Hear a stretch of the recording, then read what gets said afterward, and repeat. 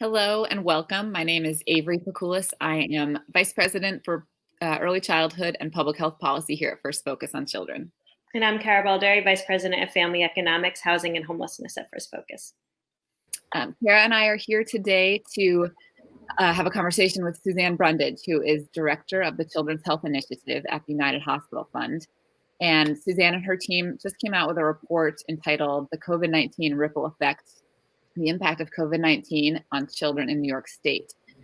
And we're thrilled to have Suzanne here. At First Focus, we've been doing a lot of work and thinking over the last many months now about how COVID-19 is affecting kids. And while there are debates about how the virus affects kids physically, we think there's no debate about how it impacts kids in countless and lasting ways. And that's through things including food security, increased poverty, mental health issues, school and child care closures, and parental stress, among others. So we're really happy to have Suzanne here to talk about some of the findings in her report. And we will just dive right in. Suzanne, welcome. Thanks so much. Thanks for having me. We want to start with sort of the headline that grabbed our attention initially, and that is that 4,200 children in New York State have lost a parent or a caregiver due to COVID-19 between March and July of this year. I think we constantly hear the numbers of deaths due to COVID, and that number is well over 200,000 now.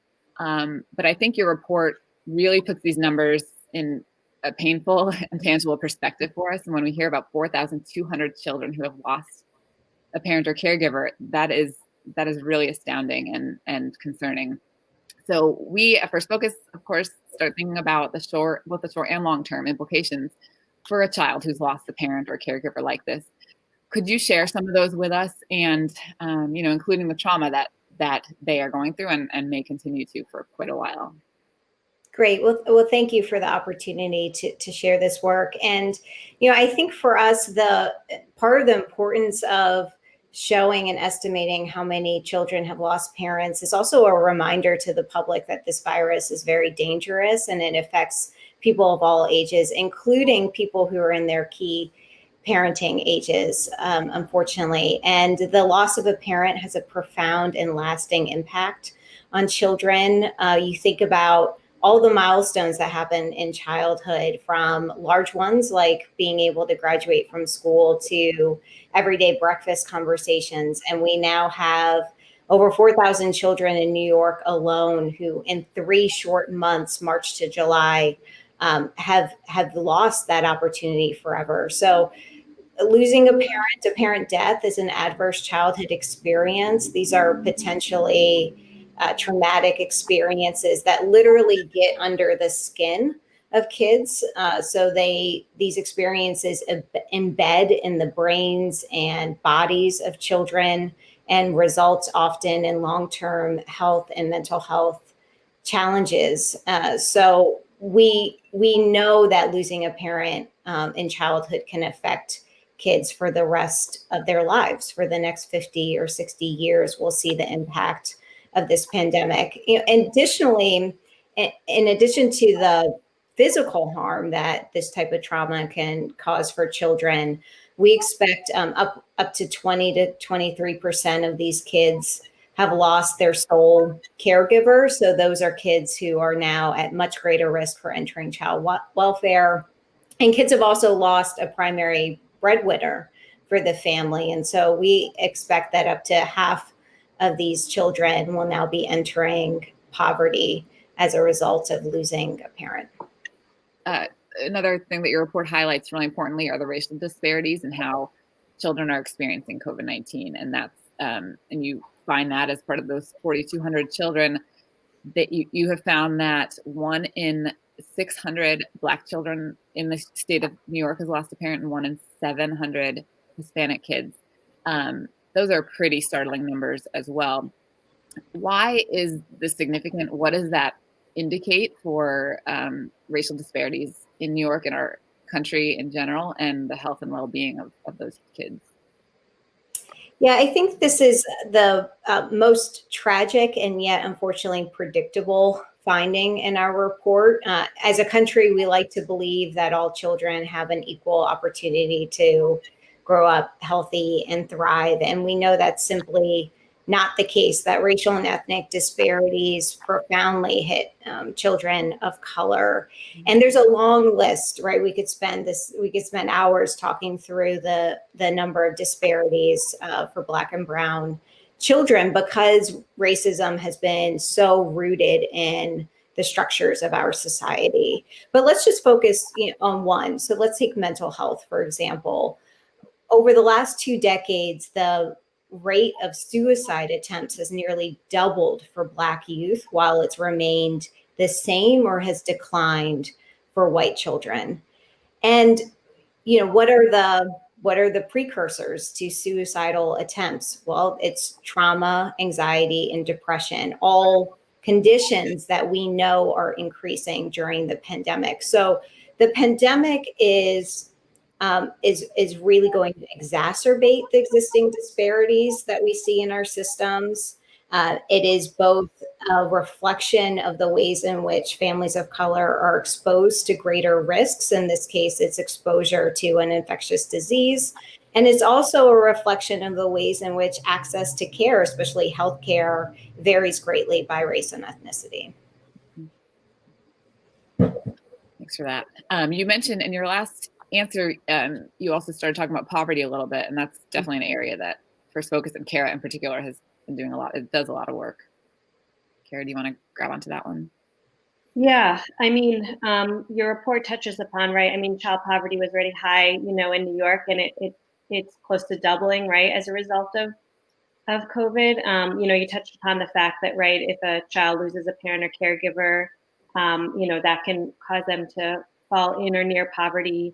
You also talk about parental job loss, right, in the report. So can you kind of talk more about the increase in poverty that you are seeing in New York, and kind of what the repercussions are both for individual children, right, who are falling in or near poverty, as well as kind of, for New York's economy moving forward? Right. Thanks, Kara. And thank you to First Focus for all you do on child poverty, including all child issues, but especially on this one. So as you can see here, we expect that 325,000 children will newly enter poverty or near the poverty line, which we say is kind of 200% federal poverty line, as a result of the pandemic, as a result of parents losing work. We think this is also an underestimate because it doesn't include all of the parents who have had to cut back on hours. It's pure job loss.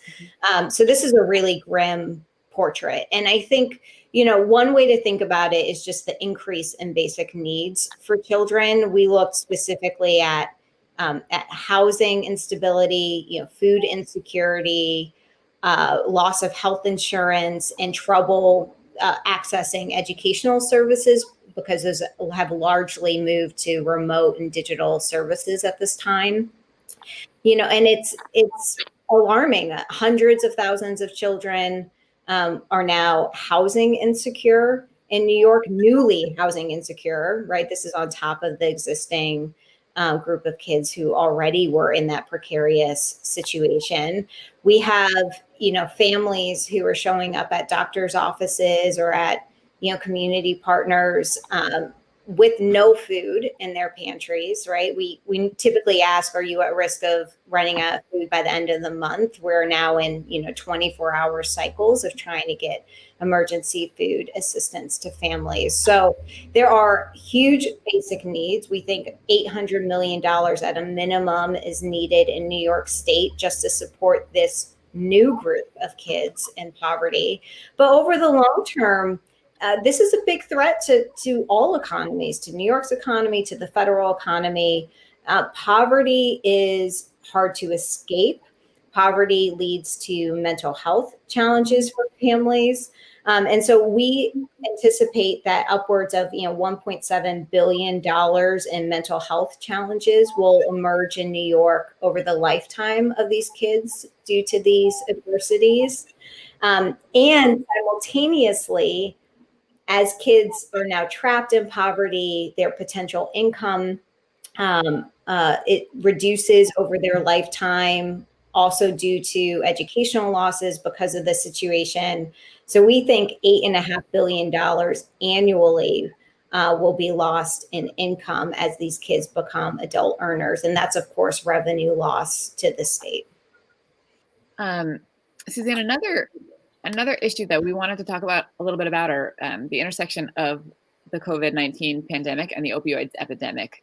Obviously, I know this is an area you've done a lot of work on in the past, and the opioids epidemic was huge news for a long time until COVID hit, and it's sort of gone away from the headlines. But we do see reports that substance use is increasing due to the pandemic, and we also know that a lot of kids have already lost a parent or a caregiver due to the opioids epidemic. And so I'd love to hear from you how you think these two are intersecting and what this means for kids who have already been impacted by the opioids epidemic and may still be.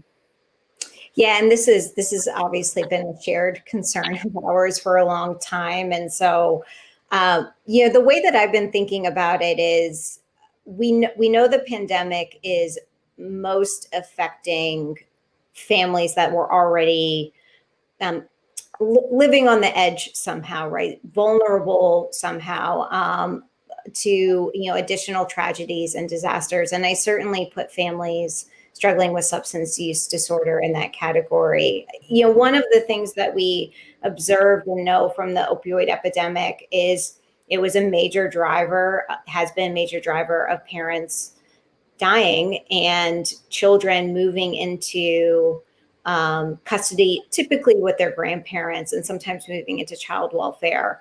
I think a lot about those kids who lost a parent during the opioid epidemic and are now living with a grandparent who is particularly susceptible to poor outcomes due to COVID. So we included in our estimates of children losing parents, we included grandparents in there. So there are certainly some kids who lost a parent due to a drug overdose who have now lost their grandparent, their sole caregiver, due to COVID. That's just an unimaginable, double loss.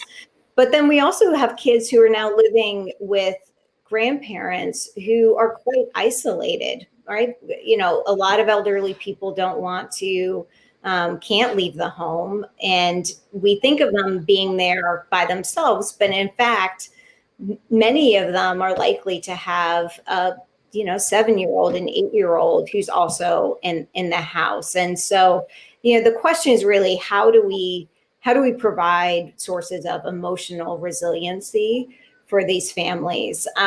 Previously, when we used to have these conversations about the opioid epidemic, we pointed to schools as the major opportunity to, provide that mentoring, additional coaching, kind of wrap around kids and really let the community carry them through these precarious years as their family copes with treatment and recovery. A lot of those connections have been cut during the pandemic. And so for me, it just really speaks to the need to get a handle on the pandemic as a whole, from a public health perspective. We can't, we can't continue to let kids, be cut off kind of from these essential supports. And that really just requires getting a hold of the pandemic so people can safely return to schools and soccer practice and neighbors and that full set of community connections that are required for children to grow up healthy and well, especially when they're coping with a family crisis like substance use disorder. Thanks for that. As you just said, I can't even imagine the trauma that some kids are going through because of the existing epidemic and now plus the pandemic. You also mentioned schools in your last answer, which we do a lot of work on, and we also do a lot of thinking about childcare. And the report does reference childcare, and I'd love to hear a little bit more about sort of the calculation there and how we can get a handle on that. Obviously, since the start of the pandemic, care providers have been closed. Some have reopened. Some parents are still uncomfortable sending their kids. So the childcare industry is undergoing quite a challenge right now as well. But would love to hear a little bit more about how you guys think about childcare and the calculations you did. Yeah, and I would love, this is sort of a plea for anyone who's listening to this. We wanted to estimate the economic impact of childcare closures, and just we weren't able to for New York, partially because this issue is just so complex. But we had a lot of internal conversations about, how one would try and do that. And it's a really such a multifaceted issue. You have to think about, so clearly childcare is essential for working families. It's the infrastructure that lets parents and caregivers go to work and be involved in the community, and it drives the economy forward. So thinking about the impact of the closure of childcare, you have to consider, how many parents and caregivers have withdrawn from the workforce. We've started to learn a little bit about that, and it's disproportionate toll on women. You have to also, though, think about kind of lost productivity in the workforce as parents are distracted. Also, just a reduction in hours of parents in the job force as they split hours between work and taking care of their kids. And then there's this kind of really, I think, unquantified toll on kids who are taking care of one another, which is not a topic we like to talk about much in the United States, but we know happens. And we hear lots of stories in New York of 11-year-olds taking care of a younger sibling, right? A 5-year-old who's in the family. And that is the whole of the childcare infrastructure for that family, kids watching kids. So that has educational implications for both children. It also could potentially have, some social and emotional challenges for older kids who have to grow up, way too soon as they take care of their younger siblings. Yeah, no, thank you for that. And, as a closing question, you have all this great research, right? And so, have you been able to share it with policymakers, right? Or others that you feel like, are in a position to be able to make decisions, right? Or are getting assistance for these families? Have you heard from researchers in other states, right, who might be interested in doing this kind of analysis there? We know this data is so important, right, to really show the impact, also for the media, right, to really highlight what's happening. So I'd love to hear just kind of, in closing, what you're doing and ways we can be helpful, right, in increasing the reach of this data. Yeah, we've been really grateful for the uptake of this report. It seems to have struck a chord with people. And I think, again, it's just putting something that's so colossal into the perspective of how it's affecting kids. So there's been strong media coverage. I think there are many more stories that could be told, and teasing the findings of this work. The advocacy community in New York has been great in using these findings to open up budget discussions with the state, and also talk about how do we, if we're even in a position of where we have to make budget cuts, how do we do that in a way where we're not, affecting vulnerable children and families, where we're making smart cuts in ways, and really are trying to protect families in this situation.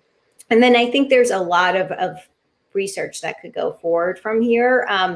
I love the idea of people replicating the study, of taking this nationally. If anybody is out there and wants to do that, please just reach out to UHF and we'll try and make that possible. I think the last thing, of a policy impact right now is, especially when we talk about child poverty,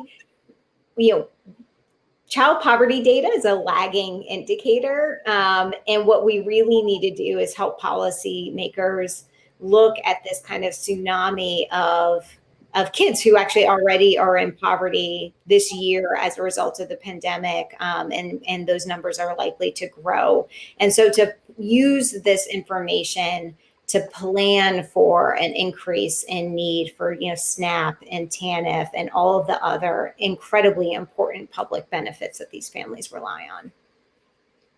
Absolutely. Having this more current data on poverty is so helpful. And so we really appreciate all your work. We really appreciate you taking the time to talk with us, and look forward to continuing conversations like this in ways that we can, use this data to really get the help that we know families in New York, right, and across the country really need. Thank you so much. Thank you. Man.